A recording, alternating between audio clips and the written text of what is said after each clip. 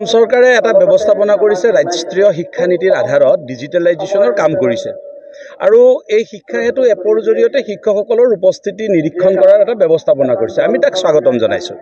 শিক্ষকসকলে আমি সদায়েই উপস্থিতি দি আছোঁ আৰু আগলৈকেও দি থাকিম, তাত আমাৰ কোনো আপত্তি কৰিব লগা নাই। কিন্তু এই শিক্ষা হেতু এপটো বৰ দুৰ্বল। এই দুৰ্বলতাখিনি শিক্ষা বিভাগে মানি ল'ব খোজা নাই আৰু আমি দেখিছোঁ যে যিহেতু শিক্ষা হেতুৰ এপটো দুৰ্বল, বিভিন্ন শিক্ষক শিক্ষয়িত্ৰীয়ে ব্যক্তিগত মোবাইলেৰে হ'লেও উপস্থিতিটো দি আছে। দি থকা বাবে হয়তো ৰাজ্য চৰকাৰে ভাবি আছে যে আমাৰ শিক্ষা হেতু এপটো বৰ সবল।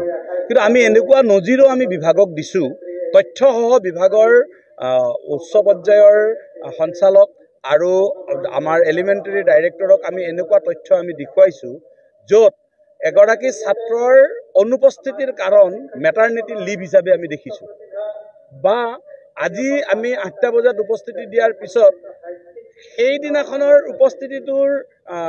অনুপস্থিতিটো দেখুৱাই থকা হৈছে। 7 দিনলৈকে শিক্ষকে উপস্থিতি দিয়াৰ পিছতো অনুপস্থিত দেখুওৱা হৈছে। টেবলেটটোৰ বিসংগতি আছে, এপটোৰ কিছু গণ্ডগোল আছে আৰু সেইখিনি আমি দূৰ কৰাটো বিচাৰিছোঁ। আৰু দূৰ কৰাৰ পিছত যেতিয়া আপোনাৰ প্ৰথম অৱস্থাত এণ্ট্ৰি টাইমটোৰ ক্ষেত্ৰত বিসংগতিখিনি দূৰ হ'ব, তাৰ লগে লগে আউট টাইমৰ কথাখিনিও ব্যৱস্থাখিনি কৰক, আমাৰ আপত্তি কৰিবলগীয়া নাই। কিন্তু এপটো দুৰ্বল, এই দুৰ্বল এপটোত জবৰদস্তি যদি আমাক কৈ থকা হয়, তেনেহ'লে শিক্ষকসকল মানসিকভাৱে ভাগি পৰিব আৰু মানসিকভাৱে ভাগি পৰিলে নিশ্চিতভাৱে ইয়াৰ সুফল নপৰে কেতিয়াও। ইয়াৰ কুফলটো ছাত্ৰ ছাত্ৰীৰ ওপৰত পৰিব। আনহাতে যিবোৰ চৰ চাপৰি অঞ্চলত শিক্ষকতা কাম কৰি আছে, যিসকলে 2খন-3খন নাও পাৰ হৈ বিদ্যালয়লৈকে গৈ আছে, এই শিক্ষকসকলৰ কাৰণে ৰিলেক্সেশ্যনৰ যিটো ব্যৱস্থাপনা, সেইটো চৰকাৰে একোৱে ঘোষণা কৰা নাই। এইটো ঘোষণা নকৰিলেতো নহ'ব। 3খন নাও পাৰ হৈ শিক্ষকজন গৈ পোৱা অৱস্থালৈকে তেওঁ 15 মিনিটত গৈ কিবা কাৰণত দেৰি হ'লে, 2 দিন দেৰি হ'লে তেওঁ চিএল কাটিব, অথচ নিজৰ জীৱনৰ নিৰাপত্তা নোহোৱাকৈ তেওঁলোকে সেৱা আগবঢ়াব। এই কথাটোতো নহ'ব। গতিকে ৰাজ্য চৰকাৰে এই ব্যৱস্থাবোৰ কৰি লওক, কৰি শিক্ষকৰ উপস্থিতি নিৰীক্ষণ কৰক, আমাৰ তাত কোনো আপত্তি নাই। দেখিবলৈ পোৱা গৈছে যে বিভিন্ন বিদ্যালয় এতিয়াও আন্তঃগাঁথনি দুৰ্বল হৈ আছে। এই ক্ষেত্ৰত মানে চৰকাৰ প্ৰশাসনক কি আহ্বান জনাব আপুনি সংবাদ মাধ্যমত? চাওক, আজি শিক্ষা অধিকাৰ আইন 2009 হ'বৰ 15 বছৰ হ'ল আৰু ইয়াৰ যিটো ৰাষ্ট্ৰীয় তথ্য, এই তথ্য অনুসৰি আমি গম পাওঁ যে অসমত মাত্ৰ 11.5%হে ইমপ্লিমেণ্ট হৈছে।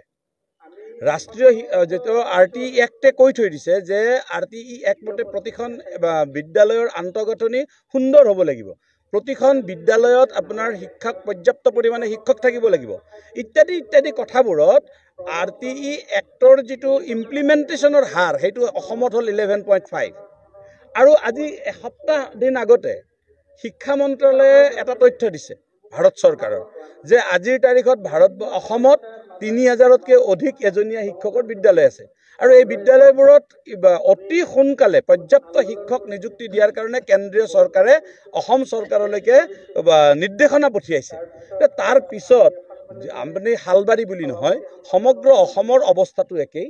এই সমগ্ৰ অসমৰ এই শৈক্ষিক শিক্ষানুষ্ঠানৰ অৱস্থাখিনি সুন্দৰ কৰি দিয়াটো ৰাজ্য চৰকাৰৰ দায়িত্ব। এই ক্ষেত্ৰত কি ক'ব যে শিক্ষামন্ত্ৰীৰ ভূমিকা কি ক'ব যে অনাগত সময়ছোৱাত শিক্ষামন্ত্ৰী যিগৰাকী আছিল, তেখেতৰ দিনত এনেকুৱা ধৰণৰ বিবেচনা আচলতে কিছু ক্ষেত্ৰত কম আছিল, কিন্তু বৰ্তমানৰ শিক্ষামন্ত্ৰীগৰাকীৰ ওপৰত নাই, এইটো বিষয়টো তেনেকুৱা নহয় যে আগৰ শিক্ষামন্ত্ৰীয়ে কিবা বেলেগ ভাল কাম কৰিছিল, এতিয়াৰজনে বেয়া কাম কৰিছে, তেনেকুৱা কথা নহয়। সমগ্ৰ বিষয়টো হ'ল এটা প্ৰক্ৰিয়াৰ মাজেৰে চলে। শিক্ষা ব্যৱস্থাটোৱে হওক বা অন্যান্য ব্যৱস্থাটোৱে হওক, এয়া কোনো ৰাজ্য চৰকাৰসমূহে এককভাৱে কৰা সিদ্ধান্ত নহয়। এয়া আন্তঃৰাষ্ট্ৰীয়ভাৱে গ্ৰহণ কৰা বহনক্ষম বিকাশৰ লক্ষ্যৰ পূৰণৰ বাবে কৰি থকা কাম। গতিকে এই SDGবোৰ পূৰণ কৰিবলৈ যিবোৰ কাম কৰি আছে, এই কামবোৰ কৰিবলৈ যাওঁতে কোনোবাজন শিক্ষামন্ত্ৰীৰ সময়ত হয়তো কোনোবা এটা বিশেষ কাম হৈছে কাৰণে আমি ভাল কৈছোঁ, সেইটোৱে আমি সৰ্বোচ্চ কথা বুলি আমি নাভাবোঁ। শিক্ষামন্ত্ৰীজন অসফল নহয়, অসফল হ'ল শিক্ষা ব্যৱস্থাটোৰ কাৰণে কৰা পদ্ধতিবোৰ, শিক্ষা ব্যৱস্থাৰ বাবে গ্ৰহণ কৰা নীতিবোৰ। এই নীতিবোৰত থকা দুৰ্বলতাৰ বাবে বিভাগীয় মন্ত্ৰীসকল কেতিয়াবা বিফল হয় বা সফল হয়। গতিকে নীতিসমূহ সঠিক কৰাটো আমাৰ আহ্বান।